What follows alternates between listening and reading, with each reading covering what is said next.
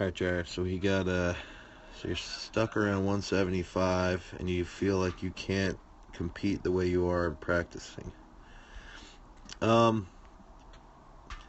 let's go over, what I like to do with my throwers is put a lot of pressure on them in practice and say, like, you got 6 throws and you got to try and not foul 4 of them, and we're going to measure them. Because that does pick up the intensity a bit. But also just focusing on the technique enough that it just becomes second nature and being confident in that technique. Okay, so let's go. Good pickup time from that right. I do notice you really lead with this left hip, okay? Left hip starts to fall back here. It should be staying over or just inside that left foot, just inside, but yours is quite a bit outside here.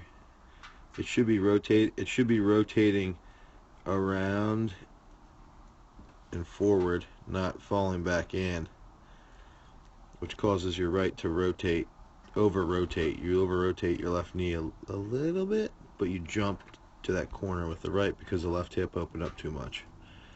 So keep that left hip right about there, and then the right side comes around. And as the right side comes around, the right gets down in the center. So just do this when you get in to throw. Let's say we split this. I want your right foot hitting here. So just say, okay, I want to push my right leg around and sweep it to the center. That's it. That's going to help fix that. Then when that right hits, that left arm could hold back a couple frames right about here. You could hold at 1, 2. Then that left opens up just as the left foot is about to hit. So I want your left arm about here when the left foot hits. Okay? Now let that right knee rotate. Okay, that's not bad. So here, now that I see this, I would also want this left foot. I want the left foot over a little bit, so it's a little deeper, because that's going to give you a little more stretch across the hips and the abs.